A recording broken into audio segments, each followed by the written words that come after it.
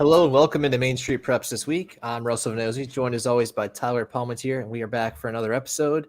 Today we're going to talk to 2020 Lipscomb Academy graduate Houston High. He's now a pitcher at Freed-Hardeman University and is also spending the summer with the Du Bois County Bombers in the Ohio Valley League there in southern Indiana. It's been quite a baseball journey for him, so we are excited to talk to him about all of that.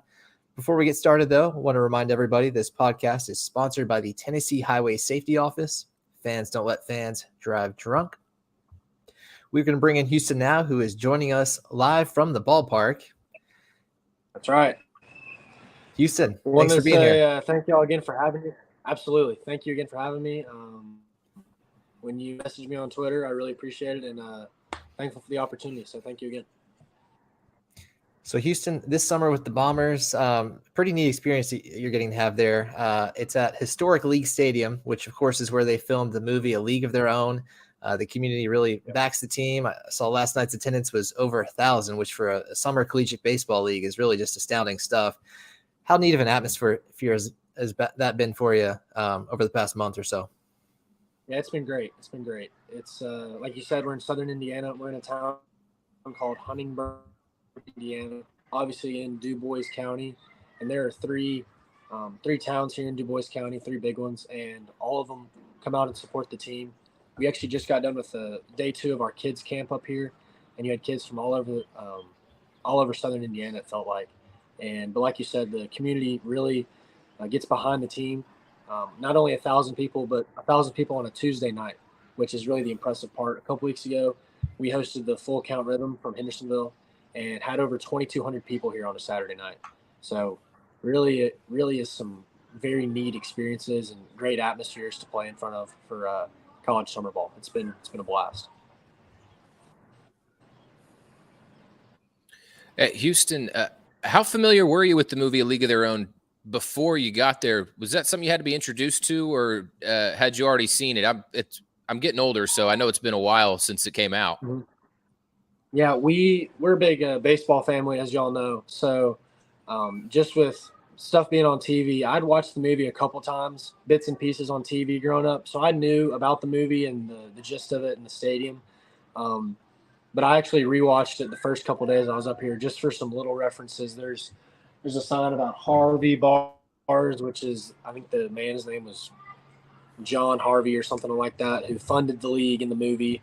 And you've got the Rockford Peaches, which is the team that played here, right below the manual scoreboard in left field. That you have 2 men that manually put up the numbers every inning, just like a big time MLB. I think it's Fenway ballpark. So it's really cool. But I had watched the movie, thankfully, before I got up here. I had teammates who hadn't, so that was a little awkward for them. They kind of got shamed by the local people that they needed to watch it. But I was glad I'd watched it before I got up here. You know, you're taking a step back in time when you see the manual innings changer. That's pretty cool.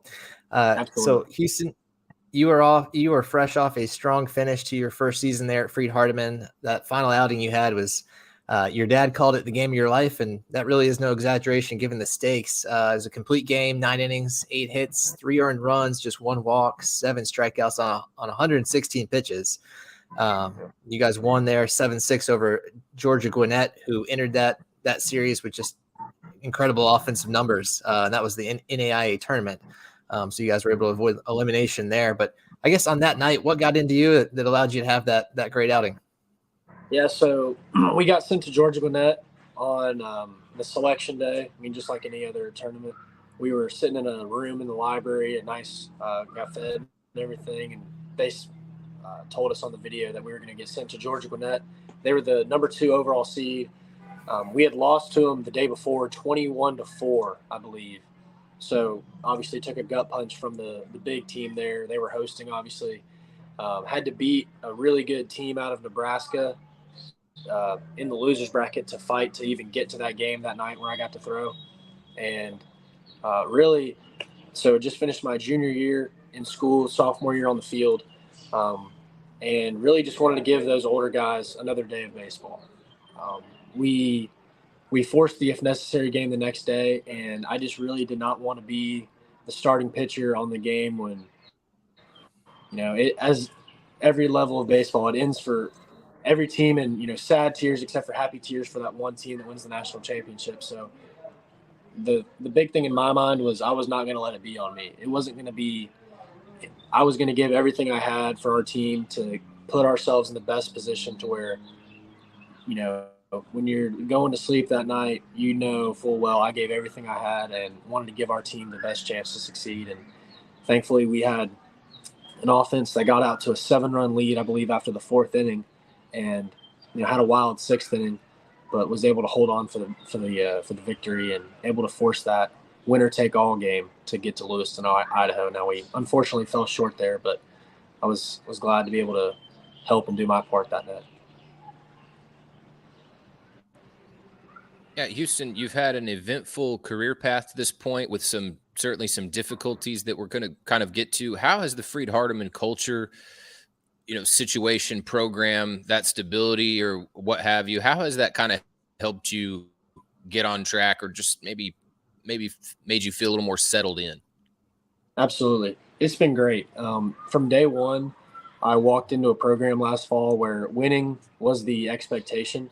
And winning is obviously very important. There's things off the field that are more important, but that the goal is to win, and we're going to win baseball games, and that's the standard. And we had older pitchers, a guy named Alex Huey, who's a Columbia Academy graduate. He, this past spring, set the record for all-time wins and strikeouts at Freed-Hardeman, and he was in his 5th year, and he was a good guy to lean on who had been there for all 5 years and knew how to win, knew how to compete. And I had a teammate from the summer before. I played for the Alden River Dragons. His name was Colton Hunt. And so I had known him prior to going into Freed, which was a big blessing. And just 2 guys that knew how to compete. And when you have a great team of talent, you're always pushing each other, whether that's in an inter squad or, you know, you're throwing bullpens and the guy next to you, you're always pushing each other to try to become the best version of yourself to where there's competition to get on the field also.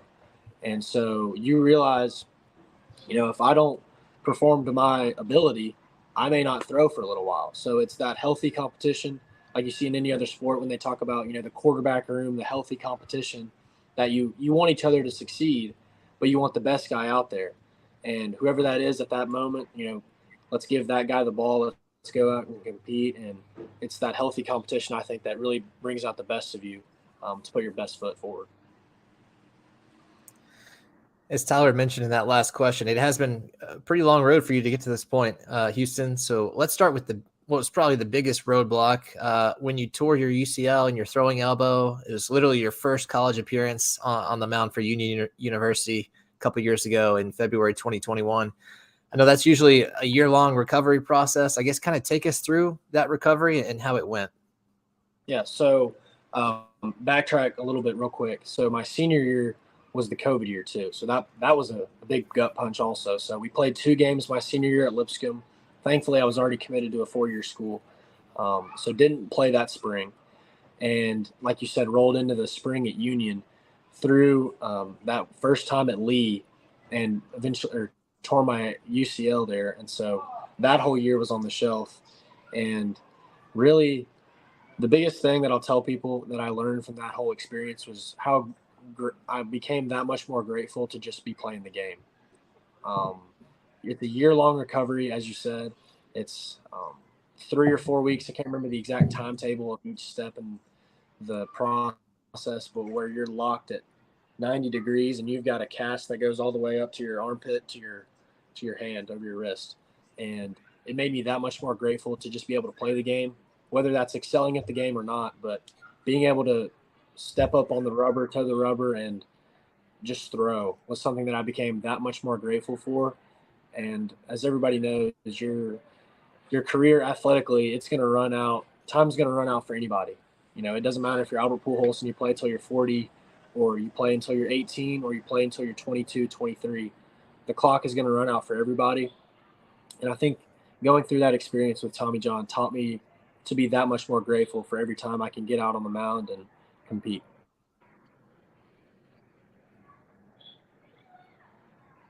That injury is such a scary one for baseball players because they kind of know what comes next when they hear those 3 letters. When it initially happened, Houston, how quickly did it take, or how quickly did you kind of shift to the mindset of being down on yourself to, okay, and now it's time to get healthy. I need to do a little bit of mental strengthening and get ready for the physical process that's coming? Absolutely. So I threw that inning at Lee, and it was actually the next week we were throwing live ABs in our indoor facility, and we had a really big snow. I guess that would have been late February of 21, like you said, and was throwing in the indoor, and kind of just, it went from a dull sore pain, like I just lifted weights, to it felt like someone just shoved a knife in my elbow, right in that little part where obviously the UCL ligament is. And so, like you said, was down on myself, just, why me? Why did this have to happen to me? I work hard. I check the boxes, the why me, kind of a loser's limp attitude. But then pretty quick, the mindset had to change. And for me, something that I took from it was that I was going to go out on my terms as far as my baseball career. That I've had friends and, of people that an injury kind of derails their career, and that's probably all there's going to be for them. And I guess there was some stubbornness to it where I didn't want to go out like that. The year before was COVID, so didn't get to play at all. And then that year was when I tore my UCL my freshman year, and threw an inning. And so I didn't want to go out like that as a baseball player. I just selfishly, I wanted to get back on the field, and I was going to do whatever it took. And thankfully, I had a lot of people in my corner. My family has been great still. And I had a really good physical therapist in Ryan Myers at Bone and Joint in Franklin. And he had the surgery too. He played at the University of Tennessee, got drafted. And he had, like I said, he had the surgery. So he kind of knew the obstacles and the hoops you're going to have to jump through. So he was huge being in my corner. But just that feeling of, like I said, it's going to end up, the career, you're going to run out of time for everybody. But I wanted to go out on my terms as best I could. And I did not want to go out like that on an injury. I wanted to be able to get up on that rubber again and show that I could do it and show that I could overcome that obstacle of having Tommy John. And you did that.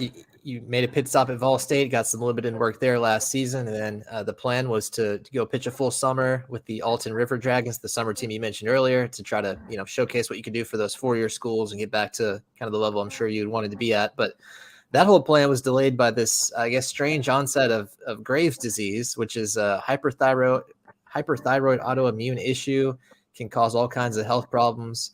I guess, how were you able to get back to full health, Houston, so quickly that you were still able to make it up there to the Alton River Dragons to throw those innings you needed to throw? Yes, sir. So was getting right around to the 12 month mark of Tommy John, was feeling really good physically. Arm felt great. The velocity had come back, had put on a decent amount of weight I had lost weight after surgery. And so I'd gotten to a decent weight, felt pretty strong, arm felt good. And once I got to that mark, started to throw a few innings for Ball State, and my weight started to drop, my endurance started to drop. Kind of just felt like I was running in sand. Couldn't really get back to the physical level of conditioning where I was before, and didn't really know why. And finally got it checked out after my Ball State season was over, and figured out that it was that Graves' disease. And was able to get on medication and was trying to put on weight as quick as I possibly could, trying to just eat as much as I could, work out, pay attention to my body, and kind of just was in this same mindset of stubborn. I'm going to let this affect me as little as possible. I want to go play baseball. I want to go pitch. I want to win. This is just another hurdle. I just got to keep trucking. And so there was no secret formula to it, but just tried to eat as much as possible, get in the weight room and throw and get my arm in shape as well, because I wanted to go up there and be able to compete. I mean, the Prospect League is a very competitive college league, and wanted to get up there and be able to hit the ground running and be able to throw and, compete and help my team win up there.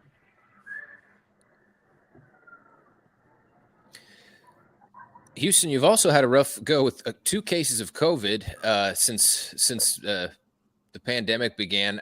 This is one of the things about sports that people always talk about, that at some point you're going to have challenges and kind of relate to the real world once sports are over. there's going to be some kind of way when you're in the workforce that you're going to have challenges you have to overcome. Have you gotten a sense yet? Has that kind of resonated in your mind that this stuff is actually going to help me down the road when baseball is done and I've got to go do a career job? Absolutely. I think for anyone in sports, when you go through those hurdles, whether that's team related, losing ball games, or individual injuries, COVID, sickness, surgery, anything like that, it, like you said, it prepares you that much more for the workforce to where when things are going to go sideways, because they are, it's not always going to be perfect for you in whatever career path or wherever you find yourself. There's going to be obstacles and bumps in the road, and learning how to, take that in stride and keep going is something that's very important, like you said, and just having a grateful mindset, because there are people that don't have it as fortunate as you are, and I'm so thankful that I've had a support system that allows me to keep playing baseball, and the fact that I can be up here in Southern Indiana right now playing baseball, and a lot of people in a lot of places in the world, and not even the state or the county, don't have the opportunity or the support system to be able to play a game. And so that's been a big thing too, is realizing that it is a game.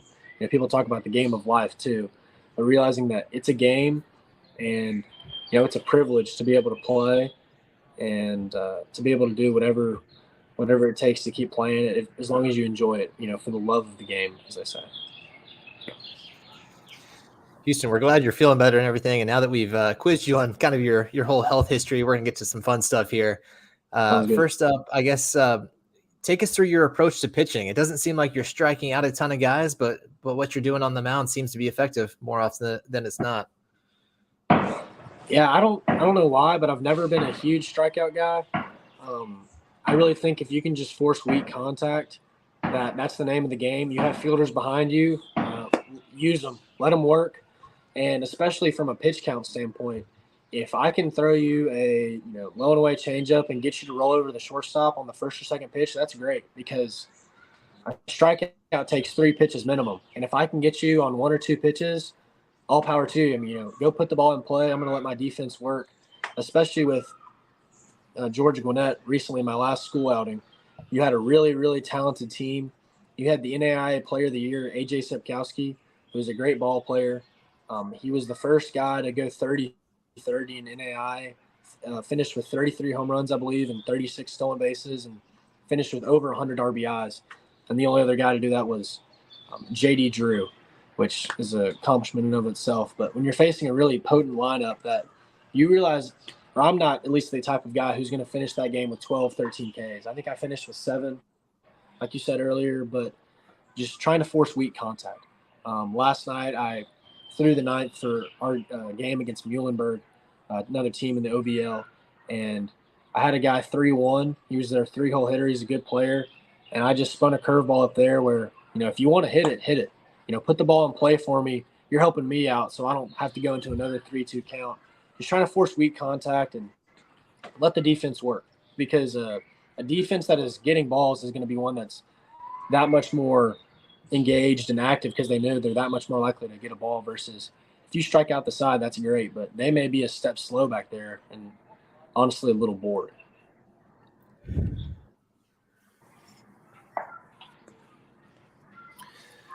How close are you and your brother Hunter? He's kind of I never covered you, Houston, but Hunter is definitely kind of he's got a wild streak. He's got the Nike Monarch dad shoes. He requested to have those cleats put into.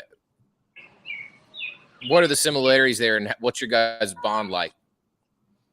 Absolutely. I love Hunter. He's a great brother. The story behind the dad shoes, as he would tell you, is I believe it was my senior year of high school. My grandfather, my mom's dad, gave me and Hunter a $100 bill and told us to both go get a pair of shoes.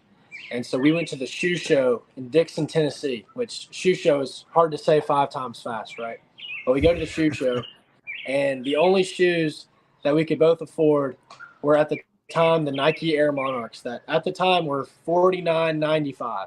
So again, with tax, it pushed us a little over, but thankfully, my dad, Brent High, he covered the excess. We went in there, got the shoes, Oh, sorry. Am I still on here? We still got your audio, Houston. I'm not sure what happened to the video, though. Okay. There we go. Sorry about that. So we get the shoes, and the only shoes that we could get with the $100 bill were Air Monarchs. And he got the white pair, kind of the dad pair. And they were out of white shoes in the 14s, which I had. So I got the black Air Monarchs, all black. So kind of like I had the referee shoes. So Hunter wore those shoes in the weight room with football lifting because they had a sturdy sole and are actually really comfortable. So he started wearing them then, and he beat that pair to death. He wore them whenever, and I guess it was the next year. I think it was for either his Christmas present or a birthday present. He got them spiked. My mom got them shipped off to a company that was able to fit them as cleats, and it just became a thing for him. So he's a great brother. Our relationship has definitely gotten better as we've gotten older, obviously with shared interests and playing football and baseball. We were able to play football together my senior year, his freshman year, and I really loved being able to do that with, being able to have my brother on the field with me. My senior year, we played CPA during the regular season, and we had kind of had some guys get banged up and different things happen. And I was able to be at defensive end, and my little brother, who was 3 years younger than me, was right behind me at inside backer. So that was a really cool experience. And we got to play just 2 baseball games my senior year together. But I believe I hit 4th and he hit 5th. And that kind of, I guess, was a precursor to show what was to come with him at the plate, as obviously he's very, very much excelled, to put it as an understatement, at the plate. And he's been able to do big things for the high school. And I'm excited for him to go up to Knoxville. Another neat piece of trivia that you're always going to have, Houston, is that you got a chance to play in the Little League World Series in 2014 with the South Nashville team. Of course, that was during a stretch of time when it seemed like the Nashville area was sending a team to Williamsport almost every year, something that every kid dreams about, anybody that plays baseball at least. So, I mean, how cool was that to play on TV, to play in those big stadiums when you were just 12, 13 years old? Absolutely. It was great. It was a great experience. We had a very talented team. We had guys like Robert Hassel on that team, who got drafted by the Padres in the top 10 in the 2020 draft. And he's doing big things, and hopefully he gets called up at the end of this MLB season. But yeah, it was a great experience. I was only a 12-year-old. I remember the moment it kind of hit me that it was a really big deal, obviously, was when you had, older teenagers. You're 12 at the time. You had 15, 16, 17-year-olds asking you for your autograph. And, never really thought about that as, how to sign a ball or how to sign a piece of paper or anything like that at 12. So that was a really cool experience. And then the fact that it's televised too. You watch growing up, they have the intros for the lineups before the game, and you got to say my favorite baseball player is, and sponsored by.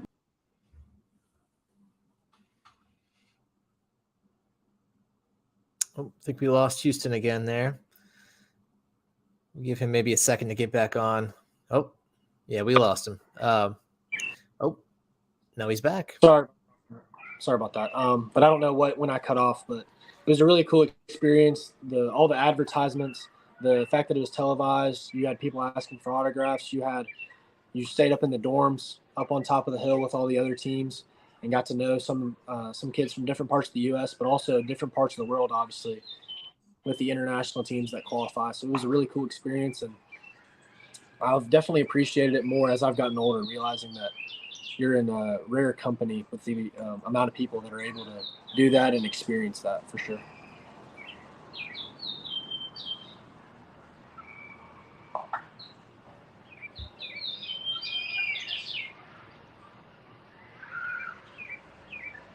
I think Tyler might be muted there. Sorry, fellas. You played on Trent Dilfer's first team at Lipscomb Academy, and you actually turned down a Louisville offer to play baseball. But when you look at the football program at Lipscomb, how much has changed? I mean, does that ever wow you to see how much change has occurred? It's definitely changed, and I think pretty much always for the better. You have kids that are coming in and they're given the groundwork. As freshmen or 8th graders in that spring semester, they start working out with the team, and the Bones are great, and not only do they win on the field, but they've got a great strength and conditioning program, and you've got kids that may not have been able to have the opportunity to go to Lipscomb or what have you, that are able to come in and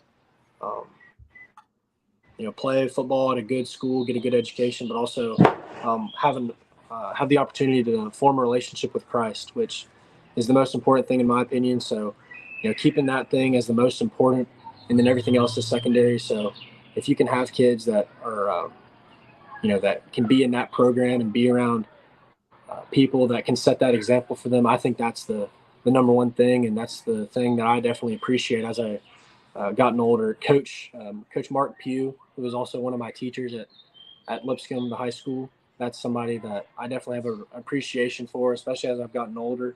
He's kept in touch with us, regardless if we were an athlete or not, or how we played or excelled or didn't excel on the field. But just when you have, for any high school, when you have coaches that really care about you as a person, not just a player, that leaves a lasting impact on you. And that's going to make you want to come back to games that much more when you've graduated and, you're done. But you come back and see those men and women that made such an impact on you and want to, give back and say thank you. Houston, we're going to try to squeeze in 2 more questions here in the last about minute and a half that we've got with you. But so you've got one month left there with the Bombers this summer. I guess, what are you hoping to get out of that before you head back to school? Yeah, so we're in the middle of our season. Want to win as many games as possible, and hopefully win the league championship. But also talking earlier about the city and how they back the team, be able to put on a good product for them, and make it a fun, enjoying environment for the kids too, as we've just finished our kids camp. So really just put a great product on the field and hopefully have a lot of fun for the community.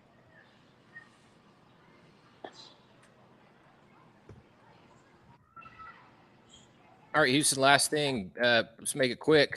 Should be easy though. We talked about A League of Their Own earlier. What's the best baseball movie ever made? Man, something I've really liked as of late, maybe not the whole movie. There's not as much baseball in it as I'd like, as For the Love of the Game with Tom Hanks. No, excuse me. With Kevin Costner when he throws the perfect game. I forget the name of that. But when Kevin Costner throws the perfect game in that movie, he talks about clearing the mechanism and talking about, I'm going to give you everything I still got to his catcher. I don't know. I kind of related to that at Georgia Gwinnett. I was not expecting to go all 9 innings.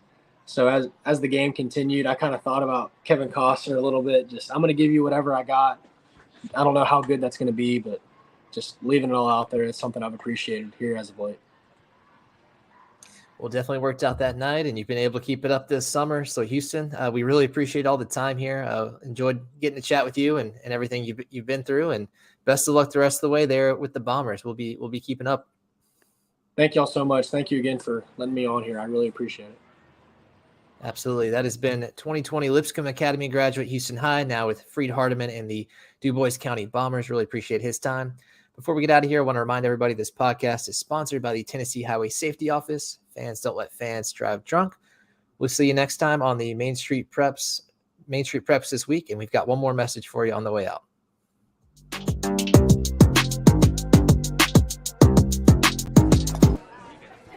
You've been putting back a few, and a few becomes a few too many. For a moment, you think about calling for a ride. Nah, you live nearby. What's the worst that can happen? You get pulled over, your insurance goes up, you lose your license, you total your car, you kill someone.